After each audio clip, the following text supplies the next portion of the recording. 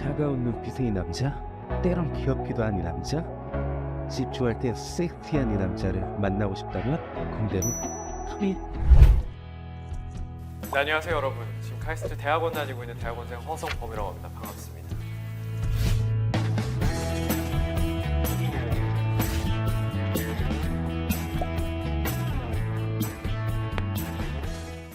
오늘은 우리 이공계 진학을 꿈꾸는 친구들이 궁금해할 만한 질문들에 대해서 답변을 한번 해볼 건데요. 혼자 하면 심심하니까 제가 대신 우리 영원한 친구 챗GPT한테 한번 물어봐서 제 경험담이랑 얘가 이제 뭐라고 하는지 그런 것들을 보면서 같이 답변을 한번 해보려고 합니다. 가시죠. 다들 그럼 챗GPT는 혹시 한 번씩 써보셨나요? 저는 자주 애용하는데요. 마침 제가 연구하는 분야가 자연어 처리라고 해서 이런 챗GPT 같은 모델들을 만들고 자연어라고 하는 우리 언어를 어떻게 습득하고 또 받아들여서 내뱉는지 그런 것들을 연구하는데요. 그래서 오늘 저도 챗GPT가 뭐라고 대답할지 좀 궁금하긴 해요. 그러니까 같이 한번 살펴보면서 제 얘기하면 너무 재밌을 것 같습니다. 보시죠. 보실까요?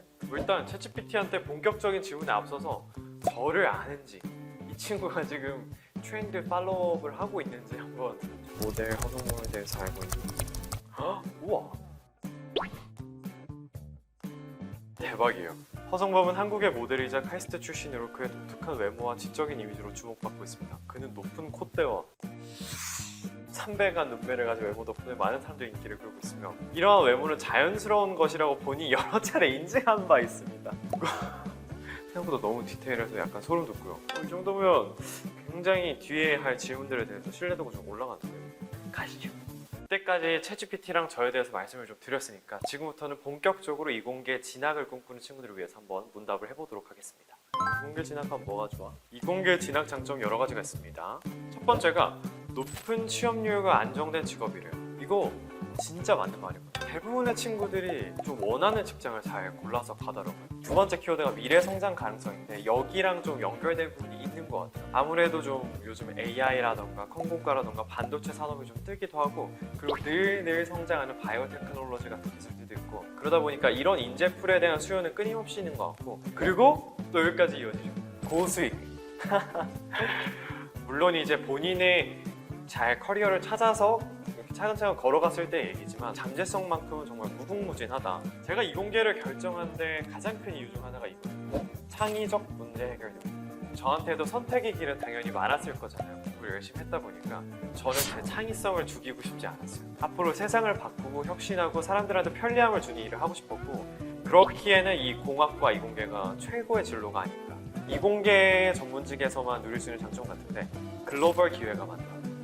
원한다면 이제 본인의 능력만 된다면 해외 빅테크 기업에 취직할 수도 있고 그게 아니더라도 전 세계 어디든 본인이 소프트웨어 엔지니어로서의 능력만 있다면 그걸 원하는 기업은 전 세계 어디나 있거든요. 이런 게 너무 큰 장점 같아요. 요즘 사실 잘 못하고 있어요, 균형을.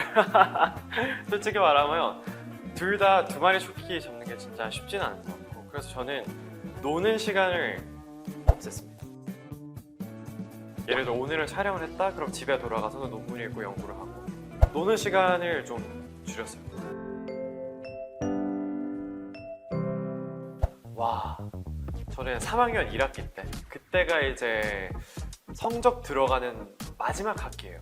막 학기는 저도 한번 제대로 공부해보자 하고 매일매일 집에 돌아오면 한 자기 전까지 새벽 2시까지 수학책을 봤어요. 수학책을 보고 꼭 지켰던 게 수업 시간에 나오는 단어 중에 내가 모르는 단어가 수업에 딱 그 단어를 들었을 때 이거 뭐야?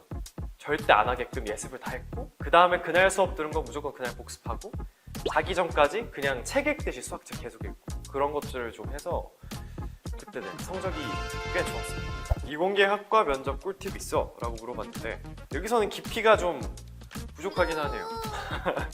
되게 맞는 말을 하는데 누구나 해줄 수 있는 말을 해준 것 같습니다. 첫 번째가 이제 기본 개념 철저히 이해하기. 여러분들은 아마 수학 문제를 각각 풀게 될 텐데 거기서 개념 모르면 문제 못 푸는 건 당연하고요. 두 번째가 문제 해결 과정 강조하기.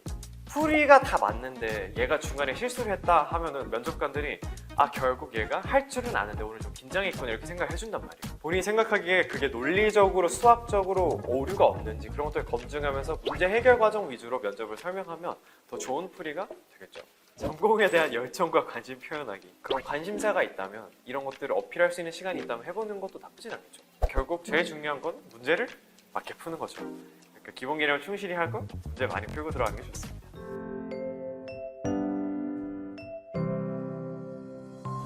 네, 고등학생 친구들이 이 영상을 보잖아요. 그 친구들한테 중요한 건 졸업 후엔 진로나 그런 게 아니에요.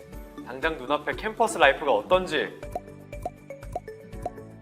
공대생이 진짜로 여자들은 없고 연애 못하고 막 다들 안경 끼고 뿔테 끼고 다니는지. 첫 번째로 실용주의와 문제 해결 중심의 문화라고 해서 뭐든지 이론보다는 실용적인 문제 해결 등을 중시한다고 하는데 이렇진 않아요. 우리가 이런 걸 배운다고 해서 사람 자체가 로봇가 되는 건 아니기 때문에 실용적이고 뭐든지 막 문제 해결 중심으로 생각하진 않고, 그 다음에 협력과 팀워크의 중요성, 밤샘 작업과 몰입 문화.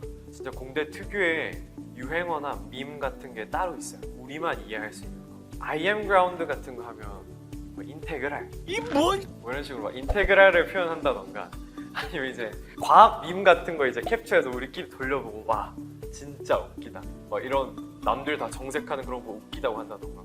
근데 그런 것들을 이해할 수 있는 것도 능력이니까요. 저는 전혀 부끄럽게 생각하지 않습니다. 대부분의 공대나 그런 연구 환경은 랩 단위로 이루어져 있어요. 연구실 단위로 이루어져 있는데, 연구실이라 하면 교수님이 계시고요, 제일 위에. 그 밑에 연구를 수행 중인 대학원생이 있습니다. 그렇게 모여있는 곳을 우리는 랩이라고 불러요. 우리 학교에 어떤 랩이 있는지 쭉 보고 각 랩에서 최근 연구 같은 것들을, 실적들을 발표를 해놔요. 내가 원하는 연구실에 가서 이번 여름방학 아니 이번 학기 연구 프로젝트 참여하고 싶습니다, 랩 인턴 하고 싶습니다 해서 오케이? 제가 대학교 컴공과를 골랐던 이유는 딱 하나였거든요. 내가 어떤 분야에 진출하더라도 잘 쓸 수 있을 것 같은 기술이 컴공과인 거예요. 이건 사실 컴공과뿐만 아니라 모든 이공계 기술이 밑바탕이 돼요. 여러분들이 만약 전자공을 전공한다면 반도체를 쓰는 어떠한 첨단 기업이든 다 들어갈 수 있을 거예요. 앞으로 살아나가는데 내가 직업을 여러 가지 좀 가져보고 싶고 다양한 활동들을 해보고 싶고 창의적인 일을 해보고 싶다면 이공계 진로를 적극 추천하는 겁니다. 전 세계가 다 그렇지만, 역사도 그랬지만 광풍이라는 게 불거든요. 잘 모르는 사람들까지 AI를 입에 올리고 엔비디아가 왜 이렇게 주가가 높아졌어, 이런 상황이 조금은 위험하지만 그 광풍의 단계가 왔다고 생각해요. 지금 굉장히 약한 AI고, 제가 보기엔 조금은 똑똑해 보이지만 그냥 검색 엔진에 사실 불과한 거거든요. 데이터 짜깁기를 해서 그럴듯하게 우리한테 보여주는 게 다니까 정말로 인공지능이고 우리처럼 의식을 가지고 지능을 가질 수 있는 AI 단계가 되려면 그 다음 도약이 뭔지, 그 퀀텀 점프의 단계가 뭐가 될지 그거를 좀 찾을 수만 있다면, 그런데 기여를 하는 연구를 좀 해보고 싶어요. 저는 혁신 연구원으로 하겠습니다. 대다수의 인류에게 큰 발전은 늘 이공계 과학자들과 공학도들이 일으켰거든요. 다음 혁신은 뭐가 될까? 우리에게 편리함을 가져다줄 다음 키워드는 또 뭘까? 이런 것들을 찾고 연구하는 그런 연구원이 되고 싶습니다. 이공계 진짜 좋은데 솔직히 말하면 왜 안 하는지 모르겠어요. 답답합니다. 정말 재밌고 좋은 에리아인데 많이들 와서 후배님이 되어주시면 감사하겠습니다. 응원합니다.